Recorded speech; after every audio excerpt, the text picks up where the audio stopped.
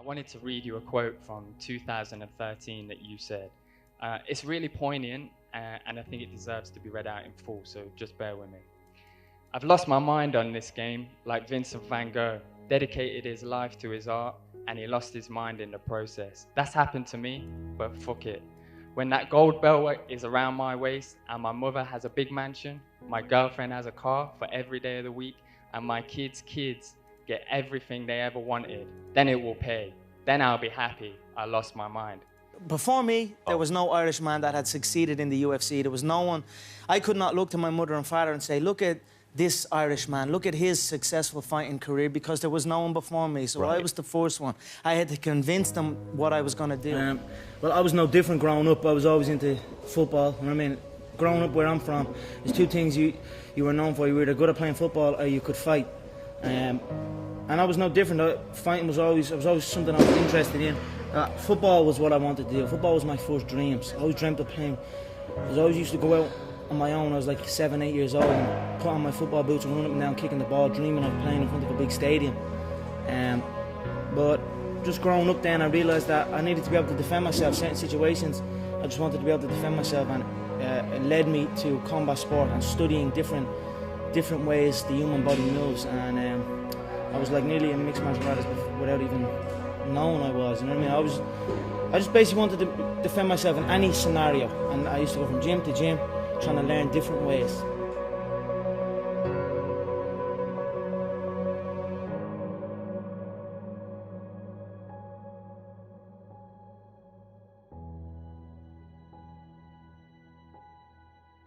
As soon as I finished school, I was always getting pestered. What are you doing with your life? You're doing this, doing that.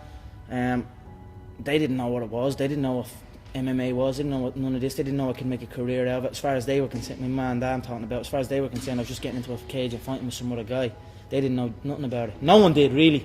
But I knew. You know what I mean? I knew.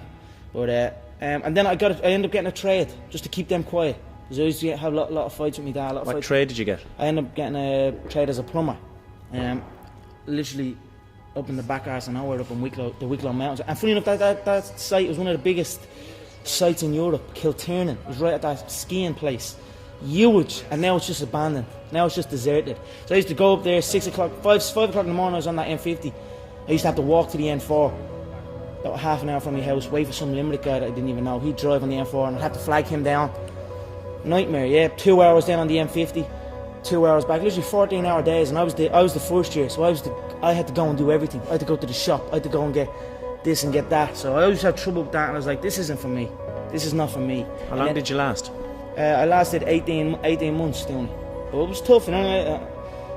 It wasn't the life for me, you know what I mean. And then John said, because I was training with John as well at the time, and then John got in touch and says, I have a show. I'm running a show. I'd like to fight on it. And then that was it. I just packed it in, didn't show up.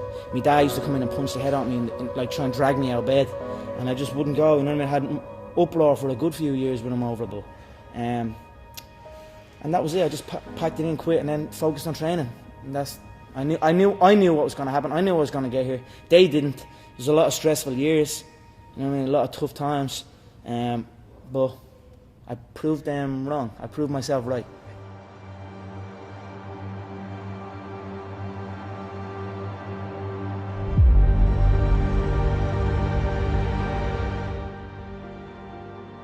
What makes you such a good fighter? I don't know, I'm just curious about it. It's never, I mean, it's in my head 24/7. There's nothing else I can think. I don't think about nothing else. And that's it. I'm just curiously fascinated with it, and I can't stop thinking about it. Everything I do in my life is related to this. I don't do nothing else if it's not got to do with fighting. You know what I mean? And that is why, you know what I mean? To be truly good at something, all you've got to do is show up. Is that not unhealthy? I don't know. Do I look unhealthy? Take a look at this physique. I'm in phenomenal shape, in body and mind. To me, what's unhealthy is living an unhealthy life. To me, what's unhealthy is getting up and going through the same day every day of your life, 9 to 5, in an office or in a, you know what I mean? That's unhealthy. That beats your mind. I don't work. I love what I do, and that's why I'm doing what I love. You know what I mean? That's why it's become a career for me, because I love it. I love what I do. So I don't think it's unhealthy. I feel good in my mind. I mean, it's my life. What has the last 6-7 months been like for you, Conor? A lot different. You know what I mean? Get a lot more spotlight is on now. I'm no different. I don't do nothing any different. I still come to the gym. There's people trying to get me to do this and me to do that. I know that in order to be successful at this game, it needs to be 24/7. I need to be living in this gym. Since this new facility in Concord is on the look, set up now is I come here at 1 and 2 o'clock in the day and I'm here till 10 o'clock at night. There's no outside distraction, there's no nothing. It's been crazy. The spotlight is on, the Irish public are watching, but it's what we planned, it's what we prepared. I knew I was going to be the person to bring martial arts to the public eye.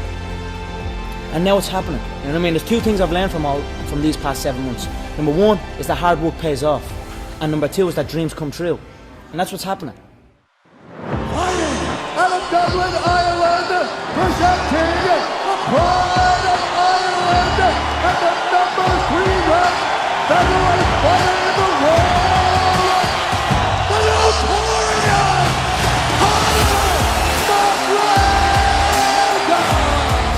I just want to say from the bottom of my heart, I'd like to take this chance to apologise to absolutely nobody. The double champ does what the he wants.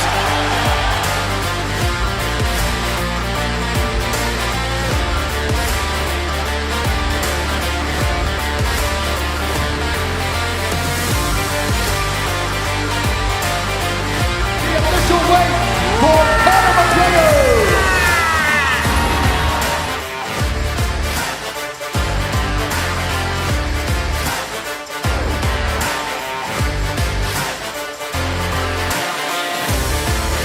That I chose you.